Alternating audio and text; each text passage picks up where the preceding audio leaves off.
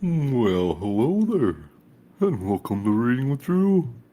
I'm Drew, and I'm reading books. And this session we are reading DogBreath Victorious by Chad Henry. Okay, and I hope you're enjoying it so far. It's pretty good. Right now we're on chapter 14. And I think that we should just dig in, okay? Let's do it. Let's dig in.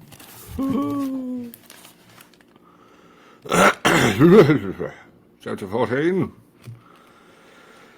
With only 4 days left until the contest, DogBreath started practicing really serious. We chose Hell School, Toe Jamming, and our new greatest hit, My Life is Getting Better and Better. Geeky as Phoebe was, I was starting to have to admit that Ziggy was right behind her on board. Her singing and general weirdness added that certain je ne sais quoi that makes a band unique. On my own time, I practiced guitar at home with my Eddie Van Halen Learn How to Play lead guitar video. My fingers were flying so fast, I was astonished, and I would just feel I was getting even more brilliant on the guitar. But the minute I thought of the contest, my fingers would freeze. On Dr. Powerhead Day, when I went for my lesson, under the steely zen stare of my mentor, my fingers suddenly acted like they were made of reinforced concrete and I couldn't hardly play a note. I don't have to tell you, this kind of problem could dead end one's career as a rock star, no matter how much musical genius was inside your brain. I found a cassette tape of my mom's on the kitchen counter called Conquering Stage Fright. She had every tool known to civilization as we know it. I shoved it in the boombox on the kitchen counter, pushed the play button, and out came this lady's chirpy voice saying, "First imagine yourself someplace in nature that is very calming. Perhaps a quiet woodland, or clear sparkling stream, or sandy beach by the seashore. Imagine the blue sky, soft breezes, and gentle sound of water." I tried the sandy beach. I kept imagining getting sand in my shorts, and I kept seeing shark fins circling out in the water, so I switched to the clear, sparkling stream concept. Now put yourself in performance situation. My mentality I had to transfer to the stage of the Dirt Club, to a site beside the clear, sparkling stream that took concentration. Imagine now that you perform perfect, brilliantly. See the smiles on the faces of the audience as they sit rapt, excited, thrilled by the genius of your talent.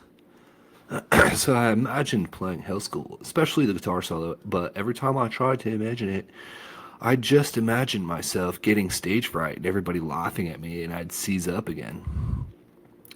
There now, practice this visualization several times a day, and soon you'll see the stage fright. It will soon be a thing of the past. Click. Mom was away every night, working on some Mary Kay thing or other, so we'd just play until we heard her car come up the driveway, sometimes midnight or later. But Tuesday night we were playing so loud she surprised us. She told us we couldn't do band practice until my grades improved, and there was a bad fight. Then, to make matters worse, there was another monkey wrench in the works. Mr. Thompson, I quote from my letter to Raquel Welch for that week. Tuesday, dear Raquel. At school this morning, I was standing in the hallway outside of the office door talking to Ziggy, who was wearing a dress today, a kind of baggy blue floral print layered overwool hiking socks and Frankenstein boots. We are arguing about the band contest Friday night. We can't practice at my place anymore, said Lally. My mom's completely against it. You know, she'll tell Thompson if we do, and then everything will just be completely apocalyptic. Well, your place is the only place, therefore, said Timmy. We gotta practice. We don't practice. I, for one, am not playing in the contest Friday night. All right. Call Toddy and Flipper. And Phoebe, don't forget. Yeah, all right, and Phoebe, if you insist. And we'll meet at my place after school and we'll figure something out. Tell everybody to sneak around to the basement entrance and we'll practice for the band contest Friday night. The office door swung open and Mr. Thompson, he of the boys' club Thompson, stepped out from behind with a smug look on his face and said, "Do my ears deceive me, or do I hear talk of you boys playing in the band?" Okay, he's got multiple voices, Mr. Thompson. Your ears deceive you, Mr. Thompson, I and Ziggy both said at the same time. I think not, fellows. Step into my office. There we go. There's Mr. Thompson. We stepped into his office. We dropped down on the squirmy plastic torture couch, heaving sighs which harmonized with the wheeze of a trapped air escaping the ancient Nachneid. Mr. Therfall, we have an agreement about your grades, your micro goals, and your extracurricular activities. If this isn't about me, can I go? Groaned Ziggy. Droned Ziggy. We'll be getting to you in a moment, Jones. Tim, can you summarize our agreement for us? Not supposed to play in a band until my grades get better, I droned. In a nutshell, yes, Thompson smirked. You are on what we call scholastic probation. Now, until such time as you are released from probation, if I should hear of your playing anywhere at all, I will be compelled to consider that a violation of our agreement, and you will suffer the consequences. None of this is about me, is it? Rasped Ziggy. He was shifting, slouching, twitching, obviously desperate to get out of there. No, not directly, no, Mr. Jones, replied Thompson, except insofar as I consider you are an accessory in Tim's delinquency. Now, since I am sure I heard you both discussing a possible gig, as I believe they are called, here is what I am prepared to do. Rather than suspend you right away, I'm going to make an appointment for each of you with Marjorie Mamet, our excellent school physiologist, so you may discuss with Miss Mamet your difficulty in keeping agreements. You will each go separately. I think tomorrow forenoon would be a good time, and if I find that either of you has failed to keep his appointment, advertently or otherwise, it'll be grounds for dismissal. Hip hip hooray, droned Ziggy. And kindly remove the dress, Mr. Jones. You know my position on wearing inappropriate garments on the school premises. This is my lucky dress. I can't, man. Oh, yes, you can, Mr. Jones. I'm ordering you to remove the dress. You'll be sorry if you make me shed this thread, sir. Being the boys' club counselor means never having to say you're sorry, Mr. Jones. Take it off.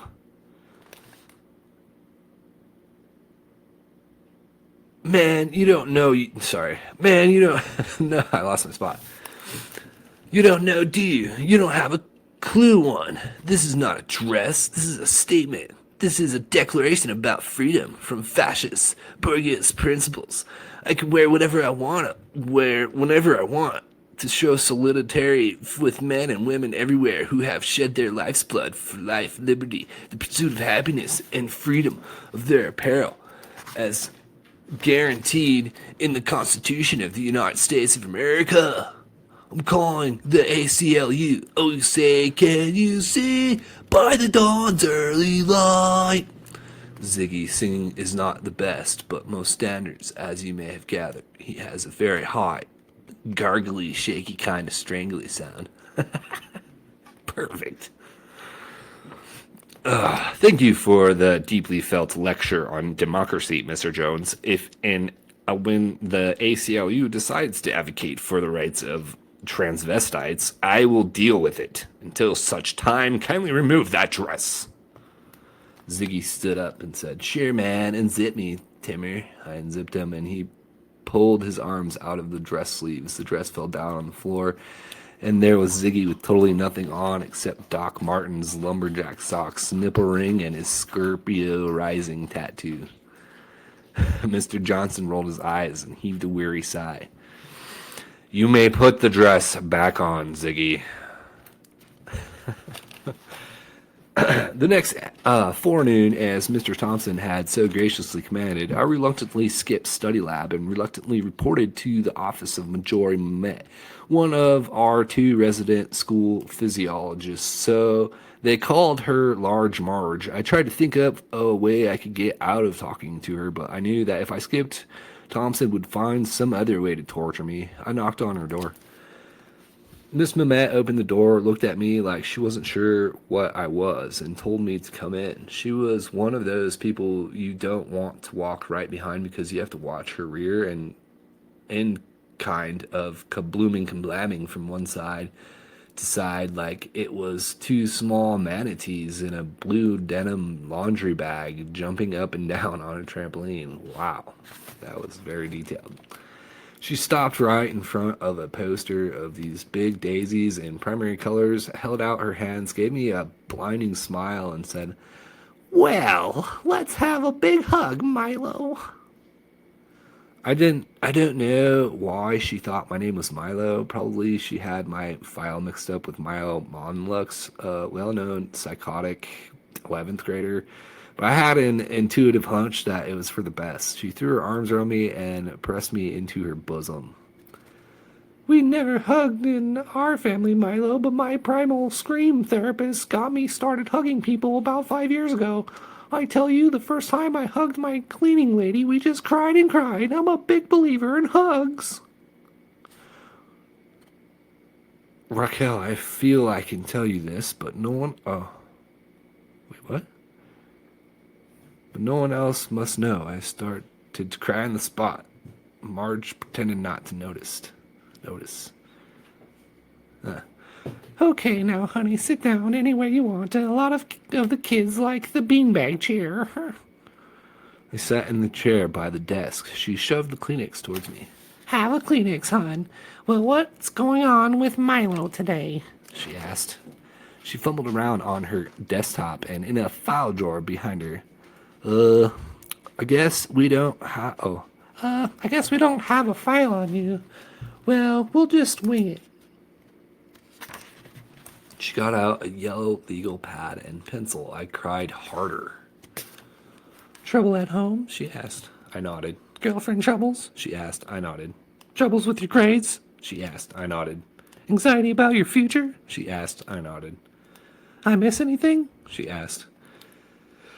"Yeah, my dad died 6 months ago.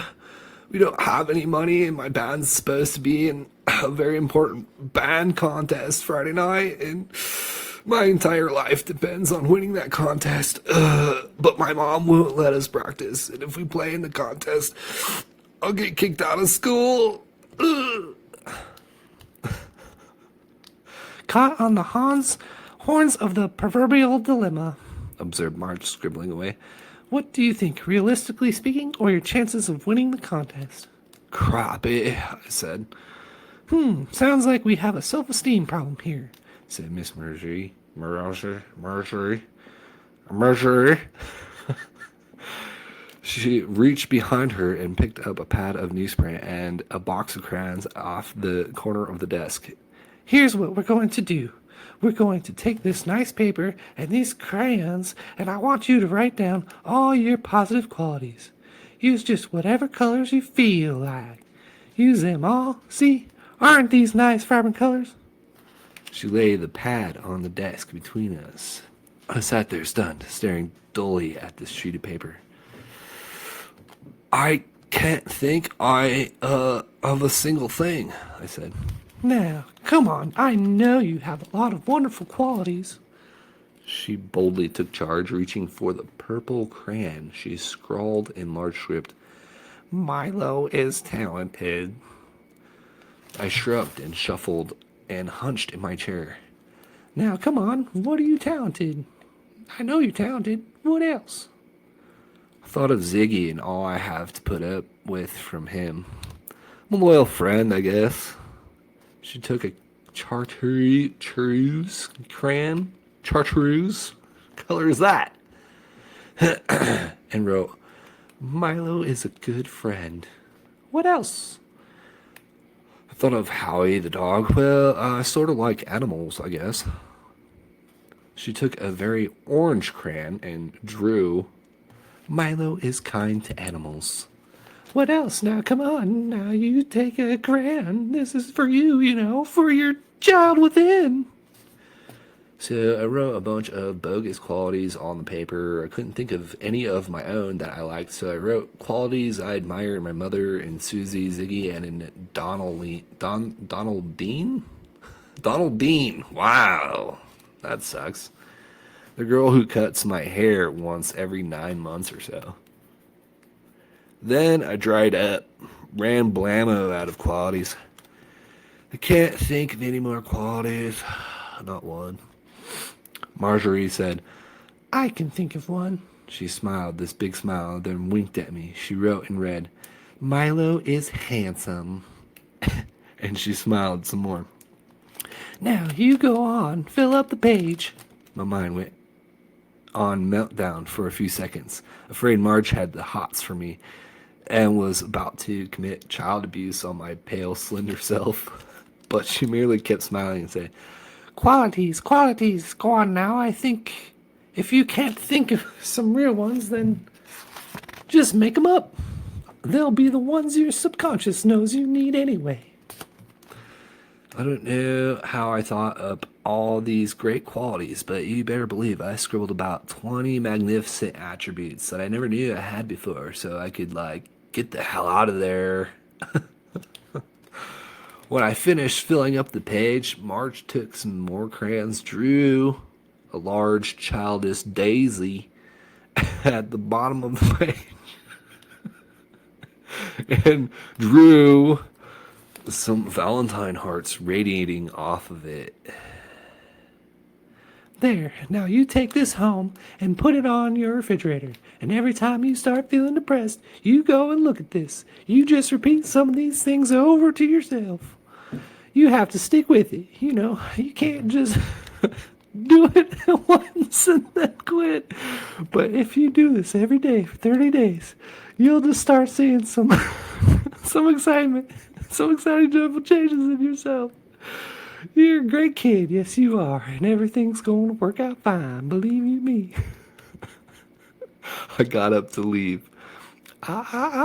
Marge said, shaking her finger at me. What are we forgetting? The most important thing of all. I don't know, forgot, I said. Marge smiled an elastic smile, closed the distance between us, and gave me a great big huggy hug. Then I took my butcher paper and I headed the hell back to class.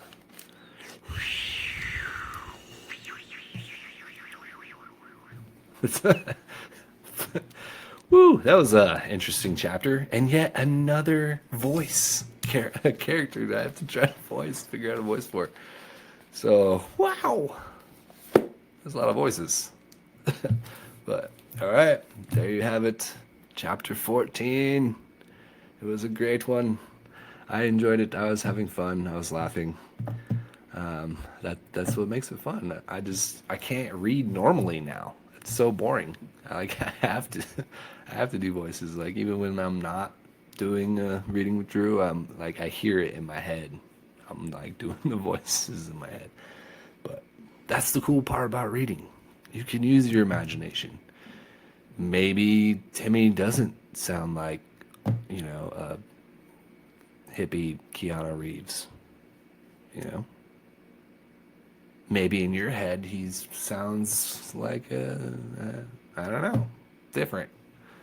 But to me, that's what came to my head first. Teenagers. I was once one back then. Anyways, so yeah. Holy crap, it's getting cold all of a sudden. Cold front came in. It is August 9th, 2024, and I feel like summer is over. came quick. It was like super hot, and then all of a sudden one day it was like cloudy and cold and rainy, and it's kind of been cold since. So summer is over, ladies and gentlemen. Time to get those hoodies out and those pants. Get your pants on. Anyways, I hope you have an excellent day, and I hope that you enjoyed this chapter, and I hope you're enjoying this book with me. And I'm probably talking to nobody, but hey, I'm doing this for me, not for you. All right? I'm being selfish with my reading, even though I'm like, I'm gonna record myself and post it online. Whatever. I don't care. I just don't.